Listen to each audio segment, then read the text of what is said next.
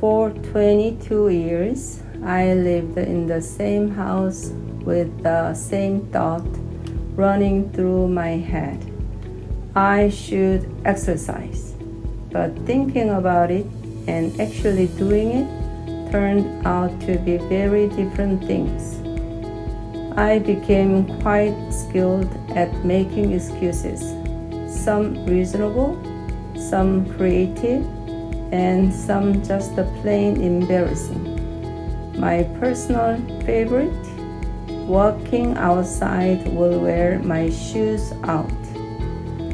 Proverbs 26:13 says, "The lazy man says, 'There is a lion in the road.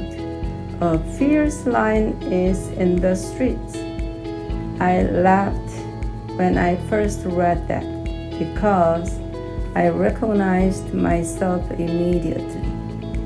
Over the years, I tried everything: taking walks, playing badminton, riding an exercise bike indoors, going to the gym. Nothing stuck. But two memories stand out the most.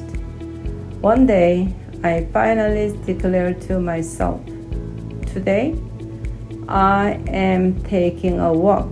No excuses." I opened the front door and it was pouring rain. Instead of giving up, I grabbed my son's black hoodie and headed out anyway. A little while into my walk, a teenage girl came outside to get her mail. She looked up, saw a figure in a dark hoodie walking slowly through the rain without an umbrella, and nearly jumped out of her skin. I can only imagine what I must have looked like. Some mysterious stranger lurking through the neighborhood in the middle of a rainstorm.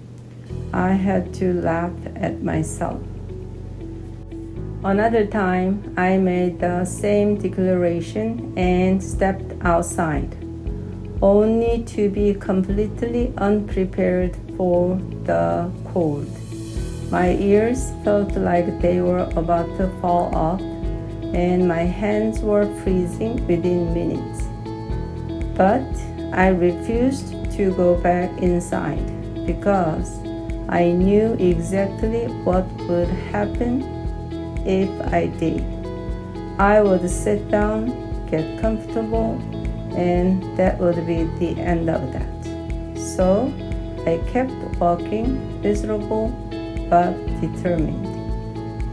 Then there was the time I brought home a new piece of exercise equipment.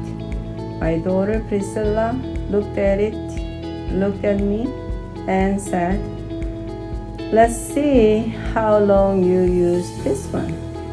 I laughed so hard, partly because it was funny, and partly because she was absolutely right. She had been quietly watching my pattern for years. Everything began to shift after we moved to a new house in February 2024. Walking the dogs in the morning became a natural part of my routine, and I started going to the park regularly to walk with a friend. It felt good, but I also realized I needed more than just walking. I needed to build muscle. I kept hearing that squats were one of the best exercises for that. The problem was squats felt both boring and difficult. Then one day an idea struck me. What if I held onto something elastic while doing them? I already had a stretch resistance band, so I looped it around the pull-up bar in the doorway and tried squatting while pulling on it. It was a small change, but it made a huge difference. The movement felt more controlled, more sporty, and honestly more fun. I started doing a few sets of 10 squats a day and felt genuinely good about it. Then one day, mid squat, something snapped against my left hand with a sharp crack. I lost my balance and stumbled, my hand throbbing with pain. I had no idea what had just happened. When I looked down, my ring finger was bruised and starting to swell. The band had snapped clean in two. I was stunned.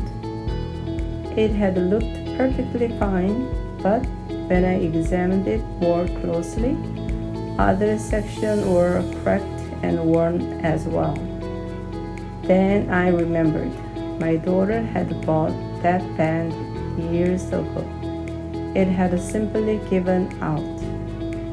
I really missed that feeling, the sport, the elasticity, the little bit of fun it added to what would otherwise be a tedious exercise.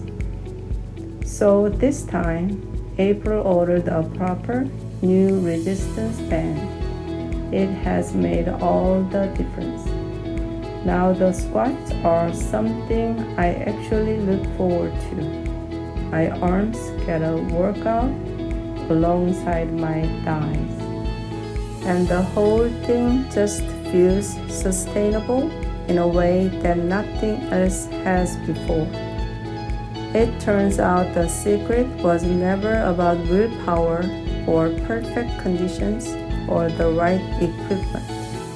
It was about finding a way to make the thing enjoyable. Add a little fun to what you need to do, and suddenly it gets done.